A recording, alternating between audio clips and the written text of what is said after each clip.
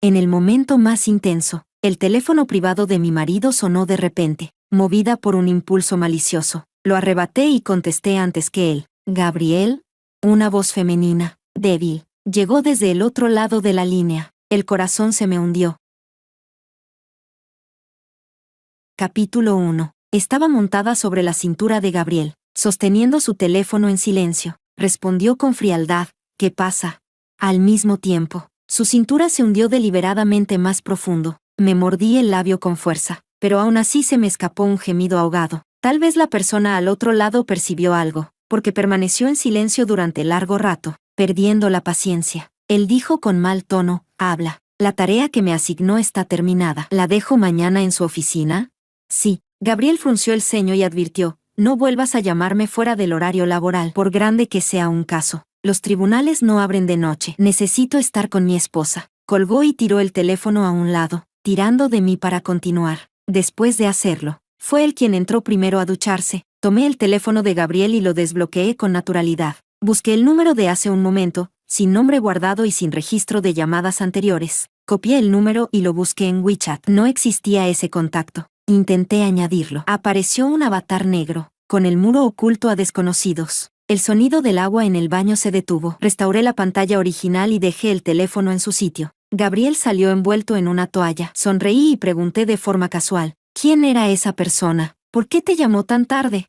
Frunció el ceño, con un rastro de desdén en el rostro. «Un estudiante que mi tutor aceptó el año pasado. El mes pasado se empeñó en venir al bufete a ganar experiencia. Es estúpida. Ni siquiera entiende un contrato. No sé cómo logró entrar a posgrado». Asentí y bromeé: «¿Ya no me cuentas nada nuevo del bufete? ¿Ya no me amas?». No respondió. Simplemente me presionó contra la cama. Bajó la cabeza y mordió suavemente el borde de mi oreja. «Parece que no te amé lo suficiente hace un momento, ¿no?». De inmediato me rendí: «Cariño, me equivoqué. No más, no más. Mañana a las 7 tengo un vuelo a París por trabajo». Lo aparté y me lancé al baño como si tuviera aceite en los pies. El agua tibia cayó desde lo alto, pero mi corazón estaba helado. Cuando el bufete de Gabriel recién se fundó, viajaba sin parar, socializaba, bebía, todo para conseguir casos. En esa época, a veces solo lo veía una vez cada varios meses, hasta que más tarde ganó un caso casi imposible de ganar. Desde entonces, se hizo famoso de un solo golpe. A partir de ahí, ya no necesitó buscar casos, los casos venían a él sin parar. Y desde entonces, estableció una regla: fuera del horario laboral, nadie podía molestarlo. En el bufete, todos conocían esa regla. Una pasante, ¿qué caso tan importante podía tener entre manos, como para tener que llamarlo en plena noche? Además, era demasiado limpio. Aparte de la llamada de esta noche, no había ningún registro anterior. Me quedé de pie bajo la ducha, dejando que el agua corriera sobre mí. Capítulo 2. 5 años de noviazgo, 3 años de matrimonio. Incluso cada etapa importante de la vida de Gabriel desde los 17 llevaba mi huella. Durante todos estos años juntos, parecía que nunca se nos acababan los temas de conversación. Éramos los mejores amigos del otro, y quienes más se entendían, precisamente porque nos conocíamos demasiado bien. Cualquier mínima fuga de emoción en él la notaba de inmediato. Que una pasante no conociera su regla y lo llamara a medianoche no era suficiente para hacerme dudar. Lo que me hizo dudar fue lo que dijo después. Yo conocía a su tutor de posgrado, e incluso había tenido bastante trato con él. Era una persona tan limpia y recta como una brisa clara y una luna brillante. Y todos sus alumnos eran elegidos personalmente. Era absolutamente imposible que aceptara a una estudiante tan tonta como Gabriel la describía. Pero ese ceño fruncido tan preciso y el destello fugaz de desprecio en su rostro revelaban claramente su disgusto hacia esa hermana menor. Aún así, para alguien a quien despreciaba tanto, Gabriel no solo la guiaba personalmente, sino que incluso le había dado su número privado. No quería dudar de él, pero la semilla de la sospecha ya había sido plantada. Nunca he sido alguien que se queda esperando. En lugar de dejar que esa semilla eche raíces y brote, preferí enfrentar la verdad. Capítulo 3. 5 días después, terminé el trabajo en París a la mayor velocidad posible y regresé un día antes. Por supuesto, no avisé a nadie. Cuando el avión aterrizó, mandé a mi asistente a descansar y tomé un taxi sola al bufete. Fui directamente al piso donde estaba el despacho, seguida por un empleado de la cafetería de abajo que venía a hacer una entrega. No había ido muchas veces. La recepción había cambiado de personal y no me reconocieron, así que naturalmente me detuvieron en la entrada. Elegí expresamente un horario en el que Gabriel estaría en juicio, así que era imposible llamarlo. Busqué durante un buen rato en mi agenda hasta encontrar el número de su socio, y justo cuando iba a marcar, una voz sonó de repente. «¿Señor?» Levanté la vista. Era una chica joven y bonita. En cuanto nuestras miradas se cruzaron, dejó escapar un suave grito. «Señor, ¿de verdad eres tú?» La recepcionista la miró con duda. Ella explicaba mi identidad mientras se acercaba con entusiasmo. «Señor, soy Nicole, la junior de Gabriel. Gabriel está en juicio ahora, ya que viniste. ¿Por qué no le avisaste? Seguro habría hecho que alguien fuera a recogerte. Gabriel y yo éramos de la misma universidad, así que no estaba mal que me llamara señor. ¿Pero ella era esa inútil junior de la que hablaba Gabriel?»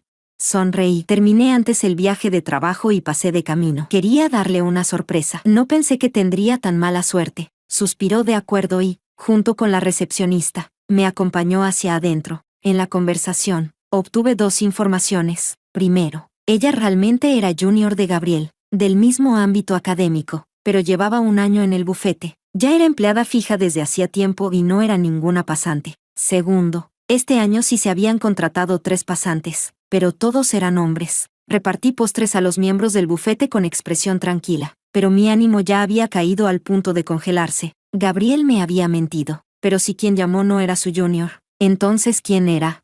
Con el rabillo del ojo recorrí a las pocas abogadas que quedaban en el despacho. ¿Podría ser una de ellas?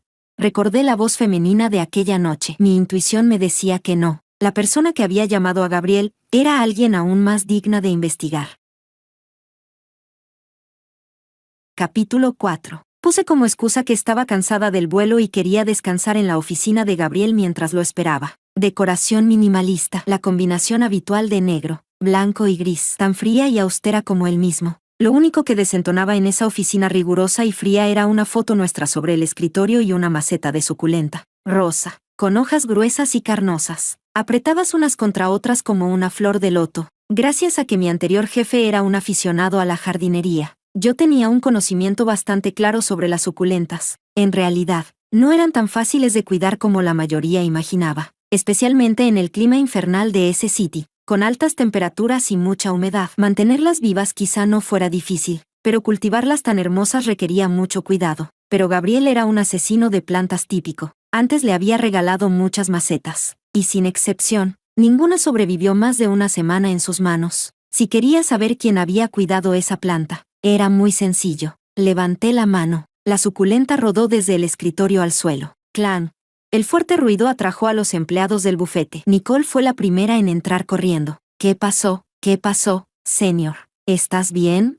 Varias abogadas la siguieron, parloteando mientras se preocupaban por mí. Negué con la cabeza y señalé la suculenta hecha pedazos en el suelo. Estoy bien. Acabo de golpear sin querer la maceta sobre el escritorio. Mientras usted esté bien. Sí, lo importante es que no se haya lastimado. Voy a llamar a limpieza. Todas hablaban al mismo tiempo para tranquilizarme. Yo las observé una por una. Ninguna tenía una expresión extraña. Tal vez sabían disimular bien.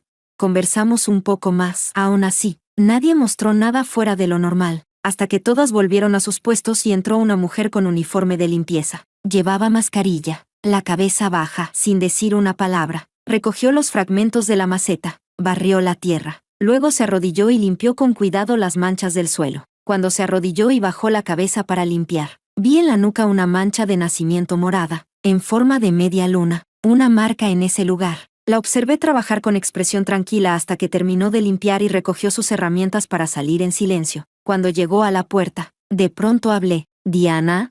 No se detuvo, pero capté claramente cómo su mano temblaba levemente. Capítulo 5. Diana era compañera de secundaria de Gabriel y mía. Llamarla compañera es darle demasiado crédito. Debería considerarse una enemiga. Los momentos más oscuros tanto de mi vida como de la de Gabriel fueron todos gracias a ella. En la secundaria, Gabriel y yo asistíamos a la misma escuela privada de élite. Ambos éramos famosos allí por ser estudiantes pobres. Igualmente pobres, igualmente buenos estudiantes, igualmente aislados, igualmente acosados. Y la instigadora de todo era Diana. La primera persona a la que Diana atacó fue Gabriel. Todo porque, en un gran examen, Gabriel estaba sentado delante de ella y no le dejó copiar. Le echaba agua sucia sobre su camisa blanca descolorida y llena de bolitas. Escondía a propósito sus zapatos rotos. rompía sus exámenes, lo acusaba falsamente de robar dinero, e incluso lo acusó de espiar a chicas en el baño. Se unieron en un pequeño grupo y fueron a la oficina del director a denunciarlo con nombre real, exigiendo que lo expulsaran. En ese momento, yo fui la única que se presentó y dijo que le creía. Así que yo también me convertí en uno de los objetivos del acoso de Diana. Por supuesto que sabía a qué me enfrentaría al hablar por él, pero no pude evitar empatizar con él,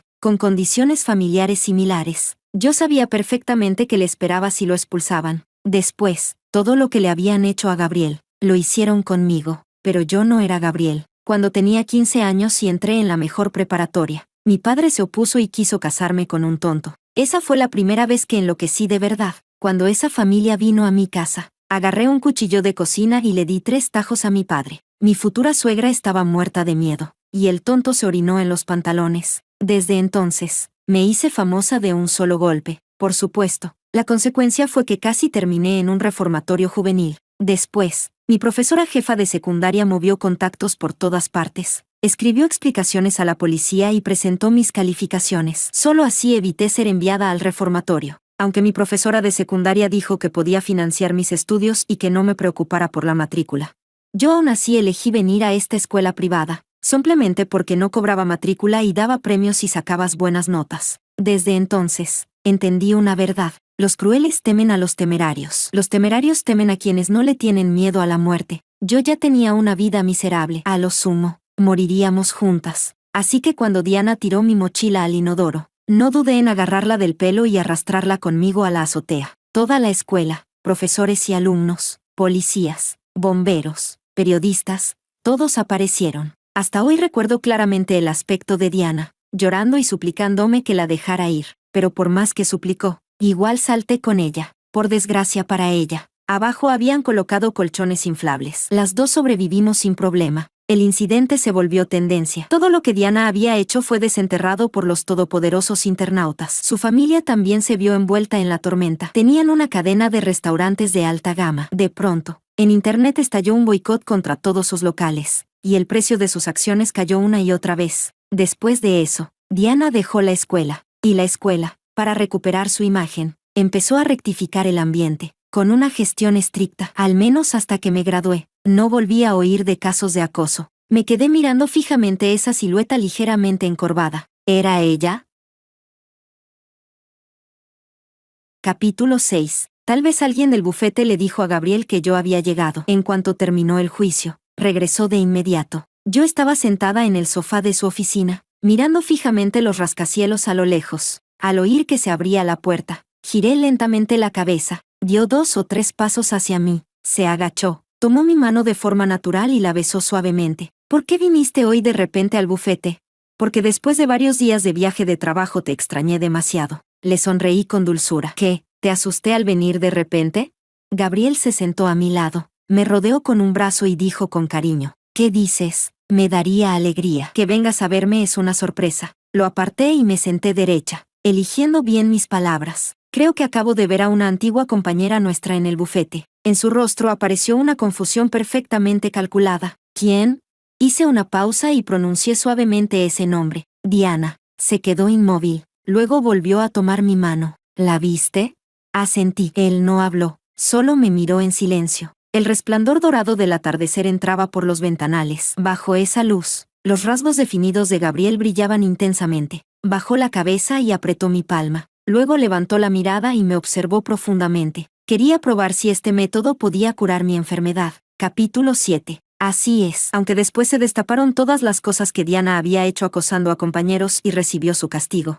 Y aunque después de eso en la escuela ya no volvieron a ocurrir casos de acoso, Gabriel seguía sin poder salir de su pasado. Desarrolló un trastorno de estrés postraumático severo. Sus calificaciones se desplomaron y la escuela empezó a llamarlo para hablar con él, pero no podía entrar en un estado normal de estudio. En cuanto se sentaba en el aula, el corazón le latía desbocado y le brotaba sudor por todo el cuerpo. Un dolor inmenso lo rodeaba. En su momento más oscuro, una noche subió a la azotea del edificio de la escuela. Se sentó en el borde de la azotea durante 3 horas. Yo ya no pude soportarlo y hablé. Si no piensas saltar, baja. Por la noche hace bastante frío. Si te resfrías, mañana tendrás que ir a comprar medicina. Giró la cabeza, lleno de sorpresa. Lily, ¿cuándo subiste? Metí los libros en la mochila. He estado aquí todo el tiempo. Tú. Me colgué la mochila al hombro y lo miré de reojo. Aunque no sé por qué estás tan mal. No pareces alguien que realmente quiera morir. Así que vive bien. Al día siguiente, se convirtió en mi compañero de pupitre. Y aparte de dormir e ir al baño, durante el día prácticamente siempre entraba y salía conmigo. No lo entendía. E incluso durante un tiempo me resultaba molesto. No fue hasta más tarde, cuando entramos en la universidad, y después de que me diera cuenta de mis sentimientos y empezara a estar con Gabriel, que le pregunté si en aquel entonces estaba enamorado en secreto de mí. Me explicó su estado psicológico con todo detalle. Sentí una gran pena por él y le pedí disculpas sinceramente por mi indiferencia de entonces. Cuando la situación era grave, le pregunté si quería ver a un médico. Entonces me miró con los ojos llenos de afecto. Tú eres mi medicina. Aunque en estos años la enfermedad de Gabriel parecía haber mejorado, yo sabía que cada vez que por la noche no estaba a su lado, siempre se despertaba sobresaltado. Lo miré, con preocupación en los ojos. ¿Ella todavía te afecta ahora? No lo sé, negó con la cabeza, con una complejidad indescriptible en la mirada. Cuando la traje, mi intención original era torturarla o ponerle las cosas difíciles, pero cuando realmente entró, pensé, si hago eso, ¿en qué me diferencio de la Diana de antes? Lo abracé con el corazón apretado. No es tu culpa, es que eres demasiado bueno. Si no funciona, despídela. Hundió la cabeza en mi cuello, con la voz apagada. No soy bueno. Quiero que vea que las personas a las que antes acosaba ahora son personas a las que nunca podrá alcanzar, y que le duela por dentro. Me hizo reír. Él también sonrió suavemente. Esposa, dejemos de hablar de ella. Abajo en el centro comercial acaban de abrir un restaurante japonés nuevo. ¿Reservamos una mesa? Capítulo 8. Por la repentina aparición de Diana, olvidé temporalmente lo del teléfono. Hasta una semana después, volví a mi alma mater para dar un discurso como egresada destacada. Después del discurso, estaba charlando con mi antigua orientadora en la sala de descanso. De repente, la asistente que esperaba afuera dijo que alguien me buscaba, diciendo que era mi hermana menor. Le pedí que la hiciera pasar, y resultó ser la junior de Gabriel, Nicole. Nicole entró detrás de la asistente. Al verme, sus cejas y ojos se llenaron de una sonrisa. Señor, hoy justo volví a la universidad y de repente vi que estabas dando un discurso, así que vine corriendo a escucharte. Reí suavemente. Entonces, gracias por venir. Ella agitó las manos una y otra vez. No, usted no necesita que yo venga a apoyarla. Es tan excelente que la gente que vino a escucharla ni siquiera cabía sentada. Yo solo la admiro mucho. Sonreí y respondí, no hace falta que me admires. Solo es que todavía eres joven. Bajó la mirada y sonrió con timidez. Al segundo siguiente, como si de pronto recordara algo, dejó lo que traía en la mesa frente a mí. Mi mirada cayó sobre los postres que había traído, y mostré confusión. Esto es. Se quedó un momento rígida. En su rostro apareció un rastro de incomodidad. La última vez, después de que mi señor salió del juicio, pasamos por una pastelería. Él entró y compró un pastel de fresa, diciendo que era para usted. Así que yo la miré en silencio. Tal vez la atmósfera era demasiado sutil. Nicole preguntó con cuidado. El Napoleón de fresa de la tienda frente a la universidad es muy famoso. ¿Usted no lo gusta? Gracias. Mostré una sonrisa perfectamente medida. Me gusta mucho. Gracias por molestarte. El rostro de Nicole se relajó al instante. Charlamos un poco más. Ella propuso añadir mi contacto y luego se levantó para despedirse. Pero apenas salió, mi asistente tiró el pastel al basurero de al lado. Lily, mira a las chicas de ahora. Hasta vienen a halagarte a ti. Qué lástima, negó con la cabeza. Usted es la que más odia las cosas con sabor a fresa. Como fruta. Me gusta la fresa, pero cualquier cosa con sabor a fresa, la detesto. No escuché ni una palabra de lo que murmuraba mi asistente. Bajé la mirada y me quedé pensando en una cosa. Si yo no como nada con sabor a fresa, entonces, ¿para quién era el pastel de fresa que Nicole dijo que Gabriel compró? Por supuesto, lo que dijo Nicole no tenía por qué ser verdad. Quizás Gabriel ni siquiera lo compró. Al mismo tiempo, recordé la semana pasada cuando fui al bufete de sorpresa. Había llevado postres de muchos sabores. El que tomó Nicole era el único pastel de fresa. Además, reconocí que en el bolso de Nicole había un colgante exactamente igual al que yo le regalé a Gabriel. Recordé que era un souvenir que me dieron los organizadores en un evento al que asistí. Gabriel me dijo que lo había perdido. ¿La llamada nocturna de la Junior? ¿Nicole y Gabriel? Todo encajaba. Pero entonces, ¿qué significaba que Nicole viniera a buscarme? ¿Una provocación? ¿O quería ocupar mi lugar? Respiré hondo y le indiqué a la asistente que conducía. Busca a alguien que investigue a Nicole. Capítulo 9. Las personas que mi asistente contactó se movieron muy rápido. A la mañana siguiente ya había recibido toda la información de Nicole. El expediente era completo y detallado, abarcando todas sus experiencias desde que entró a la universidad. Después de leerlo, mi estado de ánimo era difícil de describir. Me quedé sentada en silencio un buen rato. Luego tomé el móvil y busqué el número de contacto que había guardado ayer. Antes de poder marcar, la otra parte llamó primero. Cuando se conectó la llamada, Nicole soltó una leve risa. Señor, ¿hablamos? Hora y lugar. Media hora después, llegué a la cafetería debajo del bufete, pero después de esperar allí media hora, Nicole aún no aparecía. Al devolver la llamada, nadie contestaba. Miré la hora y me levanté para irme. Al salir del ascensor y girar por una esquina oscura, de repente vi el coche de Gabriel. Recordé que Gabriel había dicho por la mañana que esa tarde iba al centro de detención fuera de la ciudad. ¿Ya había vuelto tan pronto? Saqué el móvil y lo llamé. Tras unos pitidos, finalmente contestó. Esposa, ¿qué pasa? Resoplé suavemente. ¿Qué? No puedo buscarte si no pasa nada. ¿Gran abogado mío? Él rió en voz baja. Claro que puedes. ¿Qué órdenes tiene mi reina? Yo también sonreí. Nada especial. Solo quería preguntarte cuándo vuelves. Hoy no hago horas extra. Luego ven a recogerme. Vamos al supermercado y cocinamos en casa. Bien. Yo. De repente dejó escapar un gemido ahogado. Mi mano se apretó sin darme cuenta. Cariño, ¿qué te pasa? Hizo una pausa y luego respondió con tono ligero. No es nada, esposa. Me golpeé sin querer con la esquina del escritorio al coger unos documentos. Espérame en casa como una buena chica. Colgó. Me quedé mirando ese coche que se movía ligeramente, absorta. Si Gabriel se había ido al centro de detención, entonces, ¿quién estaba ahora en su coche? Mi duda pronto tuvo respuesta. La ventanilla trasera bajó lentamente, dejando ver el perfil perfecto de Gabriel. Gabriel estaba en el coche. Entonces, ¿dónde estaba Nicole? Miré fijamente en esa dirección, con una sensación indescriptible en el corazón. Después de todo, cuando Nicole me citó, ya me había preparado mentalmente, solo que no esperaba que ellos incluso pudieran. Asqueroso. Capítulo 10. Me calmé rápidamente. Saqué el móvil y abrí la cámara, apuntándola hacia el coche. Al rato, Gabriel bajó del coche, perfectamente arreglado. Ajusté el zoom, intentando captar pruebas claras. Lo primero que salió por la puerta fue la pierna de una mujer, blanca, delgada, cubierta de múltiples moretones azulados. Se encorvó y salió del coche, con el cabello largo y desordenado cayéndole por un lado del rostro. De repente sentí que algo no encajaba. Al segundo siguiente levantó la cabeza, y ese rostro desconocido y a la vez familiar se amplió en la pantalla de mi teléfono. Clan. No sujeté bien el móvil. Cayó al suelo y produjo un fuerte ruido. ¿Quién está ahí? Gabriel giró la cabeza y dio unos pasos hacia mi dirección. ¿Quién está ahí? Soy yo. Diana lo siguió y le agarró la manga. Acabo de golpear sin querer la rueda. Gabriel se giró bruscamente y se sacudió su mano con asco. No me toques con tus manos sucias. Diana no mostró la menor humillación. Al contrario, en sus ojos brillaba la excitación. Está bien, no te tocaré. Entonces la próxima vez, átame las manos como hiciste la primera vez. Juntó las manos, con expresión expectante, avanzando paso a paso hacia él. Había una sonrisa en los ojos de Gabriel, pero al segundo siguiente las venas de su frente se hincharon y su mirada se volvió feroz. Le agarró el cuello y la estrelló con fuerza contra el coche. Te lo advertí, sin mi permiso. No te acerques a mí. Solo cuando el rostro de Diana se puso morado, Gabriel soltó la mano y se alejó a grandes pasos. Mirando la espalda de Gabriel, ella se tocó las marcas rojas del cuello. ¡Qué mal hábito! ¿No sabes tratar con delicadeza a una mujer?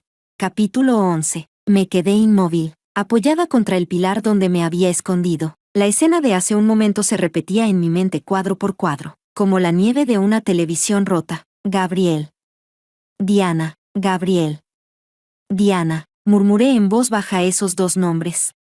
Curar su enfermedad. Así que así era como la curaba. Un oleaje ardiente se revolvió en mi estómago, subiendo en oleadas por mi garganta. Me sostuve con fuerza de las rodillas. Los nudillos se me pusieron blancos. Las uñas casi se clavaban en la carne. Los mechones de flequillo se pegaban a mi piel empapada en sudor frío, temblando con cada arcada violenta. Justo cuando sentí que me iban a vaciar las entrañas, en el rabillo de mi vista apareció de pronto una mancha blanca borrosa. Era una mano sosteniendo un pañuelo. Límpiate. Las comisuras de los labios de Diana se curvaron mientras me miraba con compasión. ¿Compasión? ¿Ella se atrevía a compadecerme? En un instante entendí que quería ver cómo me derrumbaba, pero yo no se lo daría. Tomé el pañuelo y me limpié sin expresión el ácido del estómago en la comisura de la boca. ¿Cambiamos de lugar para hablar? Capítulo 12. Bajo las indicaciones de Diana. El coche atravesó el bullicioso centro de la ciudad y se dirigió hacia un poblado urbano apartado, serpenteando por callejones estrechos hasta detenerse finalmente frente a un pequeño edificio. Las paredes del edificio estaban manchadas y en ruinas. Al entrar en la escalera, pisé escalones pegajosos. La luz de sensor rota parpadeaba. Una rata gorda pasó tranquilamente junto a mis pies. Trepó veloz por la pared y desapareció de mi vista. Subí despacio, paso a paso. Diana, que iba delante, se impacientó. Apoyada en la pared, dijo, «Date prisa». Al llegar al último piso, abrió la puerta y me invitó a entrar. Observé el lugar sin ningún miramiento. Viejo, estrecho, oscuro, igual que ella. ¿Qué? ¿Después de dejar los barrios pobres por unos años ya no te acostumbras? Dije fríamente, siguiendo a Gabriel. ¿Y te deja vivir en un lugar como este? Sus pupilas se encogieron ligeramente, y al instante siguiente recuperó la calma. Sí, claro que no se puede comparar con tu gran piso en el centro, pero yo ya estoy muy satisfecha. Después de todo, arrastró un taburete y se sentó. Este lo compró Gabriel para mí por 900,000. Crucé los brazos y la miré en silencio, sin decir nada. Vaya, ¿por qué no hablas? Se cubrió la boca, con una expresión exagerada. Mira mi cabeza. Hasta olvidé que en esos 900,000 también hay dinero tuyo. Lo siento, pero no te preocupes, te lo devolveré. Esta zona pronto será demolida. Cuando reciba la compensación, te lo devolveré íntegro. La miré de reojo y sonreí. No hace falta. Ven a presumir delante de mí cuando tengas el dinero de la demolición. Y además, no me trajiste aquí solo para enseñarme dónde vives, ¿verdad? Volví a mirarla de arriba a abajo, a izquierda y derecha, y al final asentí. Encaja con tu temperamento. Cállate. Estaba tan furiosa que su rostro se deformó. Lily, ¿por qué he terminado así? El verdadero culpable no eres tú misma. La interrumpí en voz alta. Te lo mereces. Alguien como tú merece vivir toda su vida en un lugar así, que no ve la luz, pudriéndose, apestando. Estiró las comisuras de los labios en una sonrisa falsa. Tu marido ya está conmigo. ¿De qué estás tan segura todavía? Se desabrochó la camisa, botón por botón, debajo de las clavículas. Su piel estaba cubierta de marcas azuladas. ¿Lo ves? Todo esto me lo dejó tu marido amándome, recordando aquellas noches en las que Gabriel me confesaba su dolor. Pregunté sin darme cuenta. Dices, que él te ama. Me miró con desprecio. No entiendes. Cuanto más profundo es el odio, más profundo es el amor. Capítulo 13. Para demostrármelo, Diana se dio la vuelta. Entró en el dormitorio y sacó un montón de fotos. Las levantó en alto, como si fueran medallas de campeona. Esta vez, y esta también, ¿lo ves? Me miró fijamente a los ojos y sonrió suavemente. Cada una de estas fotos la tomó él. Después de cada vez, dejaba una como recuerdo. Al ver estas fotos, no tienes idea de lo emocionado que estaba. En sus ojos apareció una expresión de nostalgia. Nuestra primera vez fue cuando acababas de asumir como directora general. Fuiste de viaje de negocios a Japón. Él se quedó en el bufete y no volvió. En ese entonces, yo no tenía dónde vivir. Así que me quedé escondida en el bufete. Y entonces simplemente, pasó. Me miró con calma. Gabriel no había bebido. No estaba enfermo. Y tampoco. Yo sabía lo que quería decir. Todo ocurrió cuando Gabriel estaba completamente consciente. Incluso fue él quien lo inició. No había ninguna expresión en mi rostro. Incluso estaba más tranquila que de costumbre. Solo que las uñas de mis manos, colgando a los lados, se clavaron profundamente en mis palmas. El dolor me recordaba mantenerme lúcida. La miré con calma, con compasión en los ojos. Vender tu dignidad, incluso tu cuerpo, para complacer a la persona que más despreciabas, ¿así es como te vengas de mí? Mis palabras enfurecieron por completo a Diana. Su rostro se retorció mientras gritaba con todas sus fuerzas. Lily, ¿qué sabes tú? Tú lo tienes todo. Claro que no te importa un hombre, pero yo ahora no tengo nada. Todo esto es por tu culpa. Me lo debes. De pronto bajó la voz. Ya no quiero que me devuelvas lo que me debes. Solo dame a Gabriel. Sí, ahora eres una gran presidenta. ¿Qué hombre no podrías conseguir? Pero el ahora es todo para mí, te lo suplico. No luches conmigo por Gabriel. Sí, ya te traicionó. Está sucio. Ten piedad y divórciate. Dámelo. Sí. Me reí en ese momento. Si yo le pidiera que rompiera contigo, ¿qué crees que elegiría? Levantó la cabeza de golpe. Avancé hacia ella paso a paso. separando ligeramente los labios. Cuando tenía 17 años, ya podía dejarte sin nada. Ahora, antes de terminar. Diana se movió, con expresión feroz. Tomó un cuchillo de fruta de la mesa y se abalanzó sobre mí. Perra, muérete. Un destello plateado cruzó ante mis ojos. Alguien me empujó violentamente. Gabriel estaba de pie en el lugar donde yo había estado, con un cuchillo clavado en el abdomen. Me miró, con preocupación en los ojos. Esposa, ¿estás herida? Luego su cuerpo cayó hacia atrás sin control. La sangre corrió por el mango del cuchillo y se extendió por el suelo. Diana temblaba mientras gritaba. Acomodé el cuerpo de Gabriel y giré la cabeza para gritar hacia abajo. Nicole, ¿vas a salir ahora o vas a esperar a que llegue la policía para salir?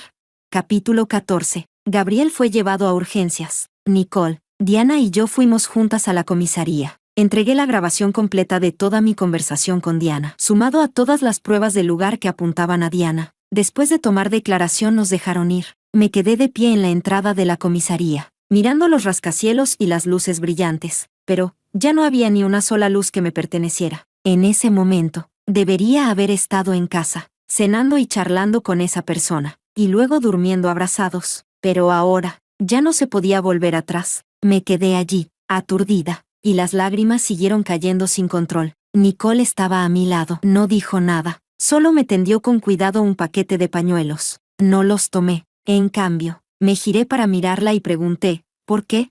Desde su actitud solícita, su acercamiento deliberado, hasta esa cita calculada, paso a paso, incluso usándose a sí misma como cebo, me había guiado para descubrir la verdadera verdad. La mirada de Nicole se desvió, pero aunque no lo dijera, yo ya lo sabía. Le gustaba Gabriel. En la universidad, había publicado muchas veces en el foro del campus diciendo que Gabriel era alguien a quien admiraba. Después siguió sus pasos. Presentó el examen de posgrado y logró entrar bajo el mismo profesor, convirtiéndose en su junior. Incluso la oportunidad de hacer prácticas en el bufete de Gabriel fue algo que ella misma pidió al profesor que le recomendara. No sabía qué pasaba realmente por la mente de Nicole, celos, inconformidad, o algo más, pero al final, fue ella quien me despertó. De lo contrario, pasara lo que pasara, jamás habría imaginado que Gabriel estaría con. La miré fijamente, con sinceridad. Gracias. Darse cuenta de que había amado a la persona equivocada dolía, sí, pero era mejor que descubrir dentro de muchos años que la persona que dormía a mi lado me había traicionado desde hacía tiempo. Yo aún era joven, aún tenía la oportunidad de empezar de nuevo.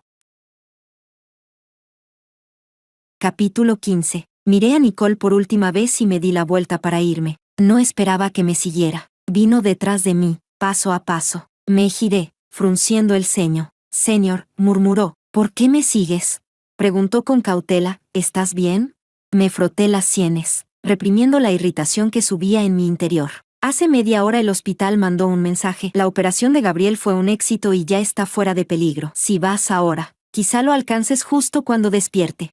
Su expresión era de sorpresa. No tenía ánimo para andar con rodeos. ¿No te gusta Gabriel? ¿No quieres estar con él? Ve, ahora mismo necesita a alguien que lo cuide. ¿Qué me gusta? Yo. Nicole alzó la voz sin darse cuenta. Espera. Se pellizcó el puente de la nariz. Señor, aunque no sé cómo llegaste a la conclusión de que me gusta, aún así quiero explicarlo. Tal vez antes sentí admiración por él, incluso lo idolatré, pero eso fue completamente por ti. ¿Por mí?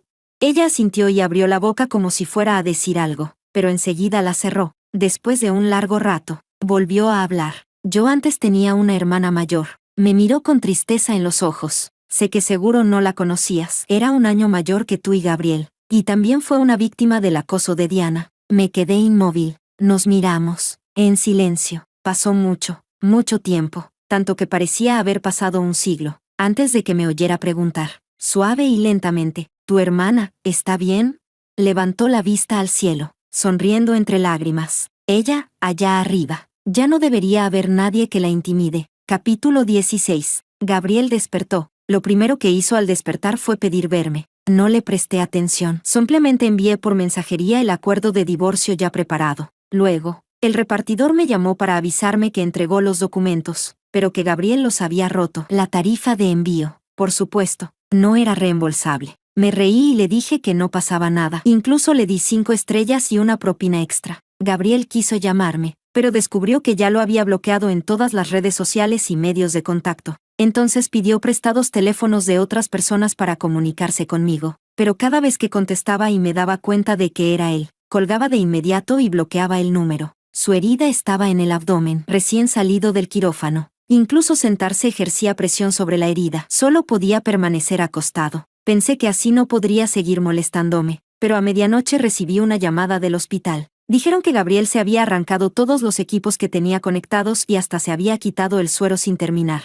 diciendo que si yo no iba a verlo, prefería esperar a morir. Solté una risa fría. Entonces que se muera. Si muere, iré a recoger el cuerpo. Después de eso, efectivamente dejé de recibir sus llamadas de acoso, pero cada día, los acuerdos de divorcio que enviaba por mensajería se convertían en montones de papel triturado. Pensé que Gabriel tendría que quedarse hospitalizado al menos 10 o 15 días. No esperaba que en solo una semana lo vería en una silla de ruedas frente a mi puerta. Había adelgazado mucho. Sus antiguos trajes le quedaban colgando, haciéndolo parecer demacrado. Al verme, sus ojos se iluminaron de repente. Esposa. Pasé junto a él y abrí la puerta. Él empujó la silla de ruedas y me siguió. Escúchame explicar. Clic. Encendí todas las luces de la casa. Todas las paredes de la sala estaban cubiertas de fotografías ampliadas. En el instante en que las vio, su rostro palideció por completo. No mires, no mires.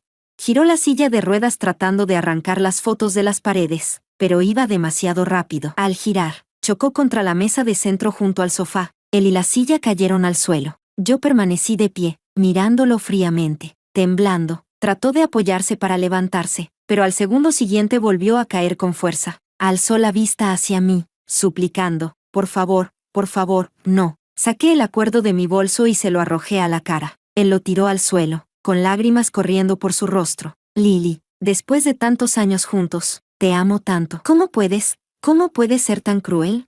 Capítulo 17. Yo, despiadada, me hizo reír. Sí, soy despiadada, no como tú, que incluso con un enemigo puedes revolcarte en la cama. Al oír eso, pareció no saber cómo reaccionar. Incluso su respiración pareció detenerse. Después de un buen rato, finalmente exhaló profundamente, con la cabeza baja, como hablándose a sí mismo. Dijo, cuando tenía 17 años, ser acusado falsamente, golpeado en grupo, humillado, todo eso lo podía soportar. Pero cuando la escuela quiso expulsarme, de verdad tuve miedo. Expliqué desesperadamente. Pedí ayuda desesperadamente, pero nadie se levantó para ayudarme. Solo tú. Levantó la cabeza y me miró fijamente. Porque me ayudaste. Ellas también empezaron a acosarte a ti. Pensé que serías como yo, pero fuiste tan valiente, tan intrépida. Revelaste ante el mundo lo que Diana y las demás habían hecho. Lo interrumpí con impaciencia. ¿Para qué dices todo esto? Gabriel se quedó en silencio. En sus ojos había un profundo arrepentimiento. Después, cuando volví a encontrarme con ella, estaba humillada. Incluso se arrodilló ante mí para suplicarme. Entonces me di cuenta de que el origen de mis incontables noches de miedo era en realidad tan débil. No pude controlarlo. De verdad no pude controlarlo. Quería devolverle todo el daño que había sufrido. Cuando la vi arrastrándose a mis pies, suplicándome, de verdad sentí placer. De verdad no pude controlarlo. Me burlé. ¿Y entonces se acostaron? Se quedó sin palabras. Se me cerró el pecho, y las lágrimas brotaron de mis ojos sin que pudiera evitarlo. Gabriel, dejémoslo aquí. Démonos un poco de dignidad. Sacudía la cabeza desesperadamente. No, yo te amo. De verdad te amo. Tú eres la luz que me iluminó. Sin ti, preferiría morir. No lo miré. Eché una última mirada a esta casa que una vez decoramos con tanto cuidado. Ya le pedí a un agente que la pusiera en venta. Antes de que se venda, todavía puedes vivir aquí. Dicho eso, me di la vuelta y me fui con determinación. Naturalmente, no vi cómo, detrás de mí, la luz en los ojos de Gabriel se apagaba poco a poco. Capítulo 18. Al día siguiente, la policía llamó. Gabriel se había tirado de un edificio, arrastrando su cuerpo destrozado. Subió a la azotea y se lanzó. La policía me pidió que fuera a verlo por última vez. Pensé que era otra de sus artimañas, pero no esperaba que fuera real. Fui a la comisaría. La policía me entregó una carta, diciendo que la habían encontrado en Gabriel. No la leí. La arrojé al fuego y la incineré junto con él. Quien ya se ha ido, que se vaya. Miré las llamas ardiendo en el horno crematorio. En voz baja dije, adiós, Gabriel, te amé. Voy a ir a recibir un mañana mejor que me pertenece. Mi nombre es Daniela Espinosa, tengo 29 años, Y durante los últimos 12 años he creado arte bajo el seudónimo de para mantener mi privacidad en un mundo donde ser mujer joven y talentosa a menudo significa enfrentar más obstáculos que oportunidades. Lo que mi familia no sabe es que mis pinturas se han vendido en galerías de Nueva York, Londres y Tokio por cifras que superan el salario anual de la mayoría de las personas.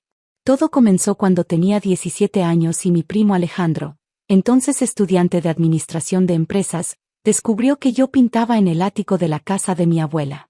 Él tenía 24 años y acababa de regresar de un MBA en España con ideas grandiosas sobre inversiones en arte. Daniela, me había dicho mientras observaba mis lienzos, tienes talento natural, pero el arte es más que solo pintar. Se trata de networking, mercadeo, de entender el negocio. Si alguna vez quieres ser tomada en serio, necesitarás ayuda profesional. En ese momento, su oferta de representarme pareció genuina. Alejandro tenía contactos en galerías pequeñas, entendía los aspectos comerciales que a mí me abrumaban, y prometía dividir las ganancias equitativamente. Lo que no anticipé era que gradualmente comenzaría a presentarse como el curador artístico de mis obras, luego como el director creativo y finalmente como el artista principal mientras yo me convertía en su asistente talentosa. Durante los primeros años, la arrangement funcionó relativamente bien. Alejandro vendía mis pinturas en galerías medianas por precios decentes, y yo recibía suficiente dinero para concentrarme completamente en mi arte. Pero conforme mis obras comenzaron a atraer atención internacional, noté que Alejandro empezó a tomar más crédito del que habíamos acordado. Para 2018, había desarrollado un estilo distintivo que combinaba técnicas clásicas mexicanas con influencias contemporáneas europeas. Mis pinturas exploraban temas de identidad femenina y resistencia cultural de maneras que resonaban profundamente con coleccionistas internacionales. Pero cuando las revistas de arte escribían reseñas, citaban a Espinosa como el genio detrás de las obras, mientras que Dee era mencionada como una colaboradora talentosa. El punto de ruptura llegó el año pasado cuando Alejandro anunció que abriría su propia galería en la Roma Norte, el distrito artístico más prestigioso de la Ciudad de México.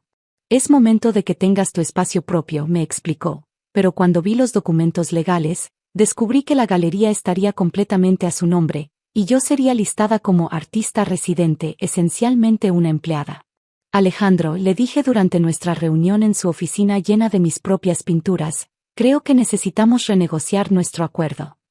Daniela respondió con ese tono paternalista que había desarrollado a lo largo de los años, entiendo que quieras más reconocimiento, pero el mundo del arte es complicado. Tú eres brillante con el pincel, pero yo manejo la parte comercial. Cada uno tiene su rol. Fue en ese momento que tomé la decisión que cambiaría todo. Durante los últimos 6 meses, había estado trabajando secretamente con Victoria Belmont, una de las coleccionistas más influyentes de Europa, quien había estado rastreando la identidad real detrás de las pinturas firmadas después de verlas en una exposición en París. Victoria había contactado directamente mi cuenta de Instagram artística, que mantenía separada de mi identidad familiar, después de reconocer mi estilo en una publicación. Durante meses, habíamos estado correspondiendo sobre una posible exposición individual en su galería privada de Londres, pero ella insistía en conocer personalmente al artista antes de proceder. El arte es intensamente personal, me había escrito en uno de sus emails. Necesito entender la visión del creador, no solo las interpretaciones de intermediarios. Mientras tanto, Alejandro había estado preparando meticulosamente la inauguración de Galería Espinosa. Había invertido una fortuna en el espacio, pisos de mármol travertino, sistemas de iluminación de grado museo, y un sistema de seguridad que protegía mis pinturas como si fueran tesoros nacionales. La ironía no se me escapaba. Durante las semanas previas a la inauguración, observé cómo Alejandro ensayaba su presentación frente al espejo de su oficina. Había memorizado biografías de artistas famosos, estudiado tendencias del mercado internacional, y preparado respuestas sofisticadas para preguntas técnicas sobre su proceso creativo. Es crucial proyectar autoridad, me explicó mientras yo organizaba las invitaciones. Los coleccionistas serios no compran arte, compran al artista. Necesitan creer en la persona detrás de la obra. La noche de la inauguración llegó con esa energía eléctrica que solo existe en eventos donde el dinero, el arte y el ego se intersectan. Galería Espinosa brillaba bajo las luces profesionales, transformando mis pinturas en joyas que parecían flotar en las paredes blancas inmaculadas. Llegué temprano, vestida con un vestido negro sencillo que contrastaba deliberadamente con el traje de diseñador italiano que Alejandro había elegido para su debut como artista establecido. Me posicioné cerca de la entrada, oficialmente como coordinadora de eventos, pero realmente para observar cómo se desenvolvía la noche. Los invitados comenzaron a llegar alrededor de las 7, coleccionistas privados, directores de museos, críticos de arte, y socialites que consideraban estas inauguraciones como eventos de networking disfrazados de apreciación cultural. Alejandro se movía entre ellos con la confianza de alguien que había ensayado este momento durante meses. Bienvenidos a Galería Espinosa, anunció cuando el salón se llenó. Esta noche celebramos no solo un nuevo espacio, sino una nueva era en el arte mexicano contemporáneo. Escuché desde el fondo mientras explicaba su filosofía artística, usando vocabulario que habíamos desarrollado juntos durante años de conversaciones sobre mi trabajo. Era surreal escuchar mis propias ideas sobre color, composición y simbolismo cultural saliendo de su boca como si las hubiera concebido él mismo. El arte debe funcionar como un puente entre tradiciones ancestrales y realidades contemporáneas, declaró frente a una de mis pinturas más complejas, una pieza que había tardado 8 meses en completar. Cada pincelada representa un diálogo entre el pasado y el futuro de nuestra identidad mexicana. Los murmullos de aprobación llenaron el salón. Varios coleccionistas se acercaron para hacer preguntas más específicas sobre técnicas y materiales, preguntas que Alejandro respondía con información que yo le había proporcionado durante años de trabajar juntos. Victoria Belmont llegó exactamente a las 8, como había confirmado en nuestros mensajes secretos. Era una mujer elegante de unos 50 años, vestida con un traje de Chanel que probablemente costaba más que el coche de Alejandro. Su presencia cambió inmediatamente la dinámica del evento. Las conversaciones se volvieron más intensas, las posturas más erectas. Señor Espinosa, se dirigió directamente a Alejandro, he estado siguiendo su trabajo durante algún tiempo. Sus pinturas tienen una autenticidad emocional que es rara en el arte contemporáneo. Alejandro prácticamente irradiaba satisfacción. Muchas gracias, señora Belmont. Invertir en arte real requiere sofisticación que personas como mi asistente Daniela simplemente no poseen. Es una diferencia entre entender el arte intelectualmente versus vivirlo visceralmente. Me señaló casualmente donde yo estaba arreglando catálogos, reduciéndome a decoración humana en su momento de triunfo. Victoria asintió pensativamente mientras caminaba hacia mi pintura más reciente, una pieza que exploraba la maternidad a través de símbolos prehispánicos. Esta obra en particular me fascina. Hay algo en la técnica de las sombras que me recuerda al trabajo de una artista que he estado intentando contactar. Una artista que firma simplemente como V. Vi cómo el color se drenaba ligeramente del rostro de Alejandro. Ah, sí, esa artista. He escuchado el nombre. Curiosamente, continuó Victoria, examinando de cerca las pinceladas, esta técnica de layering es idéntica a la que vi en las obras de Dee en París. La manera de aplicar los óleos, el uso específico de espátula para crear textura, es como una firma artística. Alejandro se aflojó la corbata nerviosamente. Bueno, hay muchas influencias compartidas en el arte contemporáneo. Es natural que existan similitudes. Fue en ese momento que Victoria se giró hacia mí con una sonrisa que indicaba que sabía exactamente lo que estaba haciendo. Disculpe, señorita, ¿podría acercarse un momento?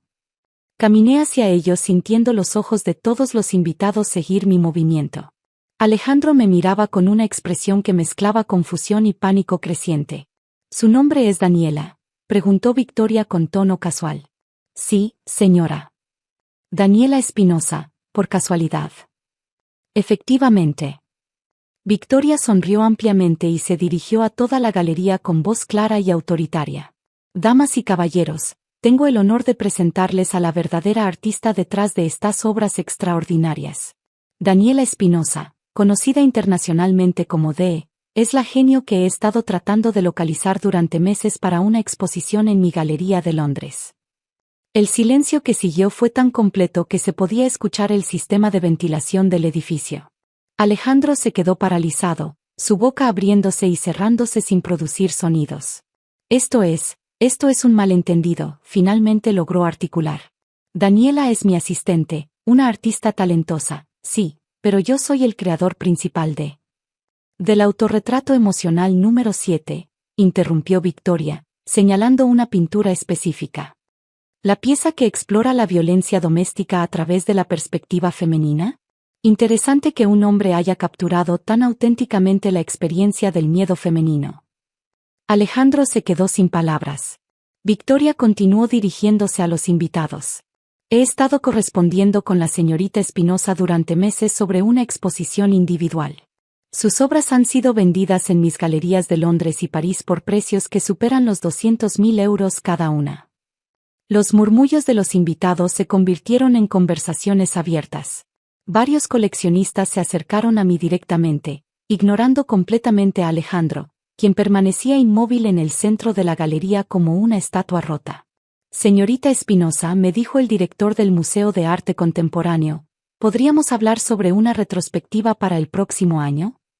Durante las siguientes 2 horas, me encontré en el centro de las conversaciones más importantes de mi carrera artística. Ofertas de exposiciones, comisiones privadas y colaboraciones internacionales llovían mientras Alejandro observaba desde una esquina, su sueño de ser reconocido como artista desmoronándose en tiempo real. Cerca del final de la noche, se acercó a mí con una expresión de derrota total. Daniela, podemos resolver esto. Somos familia, hemos trabajado juntos durante años.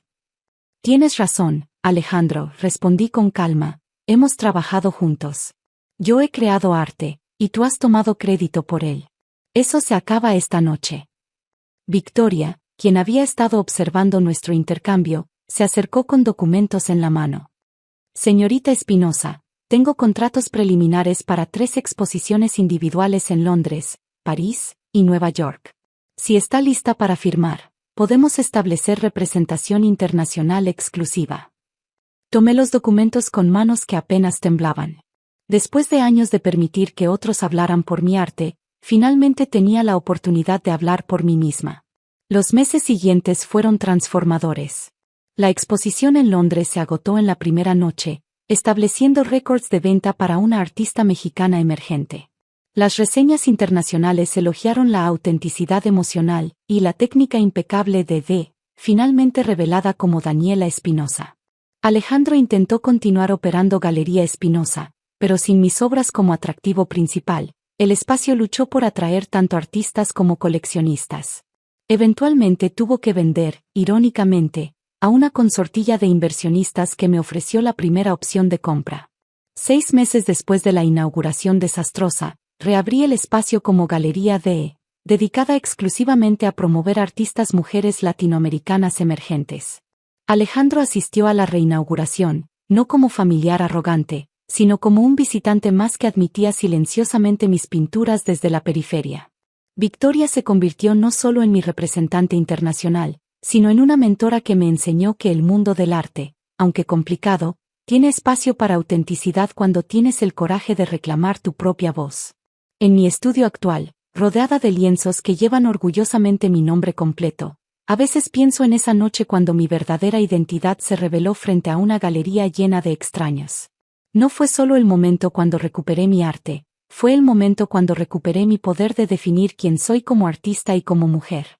Porque al final, el arte más poderoso no es aquel que impresiona a críticos o vende por millones, sino aquel que te permite finalmente firmar tu propio nombre sin pedir permiso a nadie más.